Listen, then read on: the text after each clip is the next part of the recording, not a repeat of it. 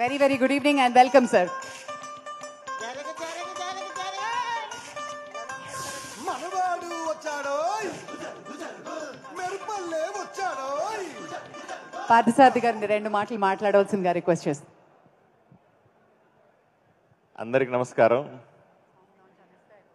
సినిమాలకు సంబంధించినటువంటి పెద్దలందరి ముందు మాట్లాడడం నేను మొదటిసారి. నేనేదో డాక్టర్గా రాజకీయాల్లో నరేంద్ర మోదీ గారి శిష్యుడిగా భారతీయ జనతా పార్టీ నుంచి ఆదోని నియోజకవర్గం కర్నూలు జిల్లా నుంచి గెలిచాను. కానీ ఈరోజు నాకు నిజంగా చాలా హ్యాపీగా ఉంది. మా కూటమికి సంబంధించిన విజయాన్ని, ప్రజల విజయాన్ని ఇంత అద్భుతంగా సినిమా ఇండస్ట్రీలో అందరూ కూర్చొని లేదా వ్యాపారస్తులు ఇంతమంది కూర్చొని ఎంతోమంది హైదరాబాద్లో జరుపుకోవడం చాలా ఆశ్చర్యంగా అనిపిస్తుంది, ఆనందంగా అనిపిస్తూ ఉంది. ఎక్కడ ఆంధ్రప్రదేశ్, నేను నిన్ననే అసెంబ్లీ నుంచి వచ్చినాను. అసెంబ్లీలో మీరు టీవీలో చూసి ఉంటారు.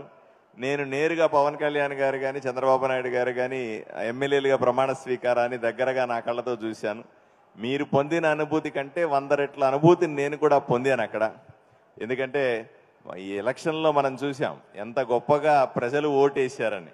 ఎప్పుడో ఎన్టీ రామారావు గారు రాజకీయాల్లో అద్భుత విజయాన్ని చూడడం మనం ఎప్పుడో విన్నాం.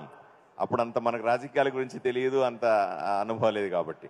కానీ ఈరోజు రాజకీయం చూస్తే ప్రజలందరూ కూడా అప్పటికంటే గొప్ప విజయాన్ని ఈరోజు ఇచ్చినారు. మన కళ్ళ ముందు ఒక పెద్ద మార్పును కోరి ఇచ్చినారు. ఈరోజు పవన్ కళ్యాణ్ గారు చాలా పెద్ద బాధ్యత తీసుకున్నారు. ఆషామాషి వ్యవహారం కాదు.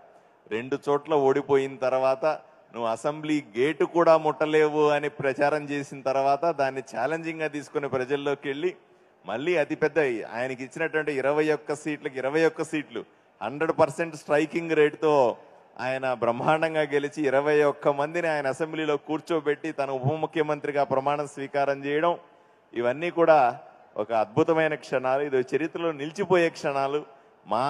నేను కూడా మొదటిసారి ఎమ్మెల్యేని. మాలాంటి వాళ్ళకందరికీ ఎంతో స్ఫూర్తినిచ్చే పోరాటంగా నేను ఎప్పుడూ చూస్తాను.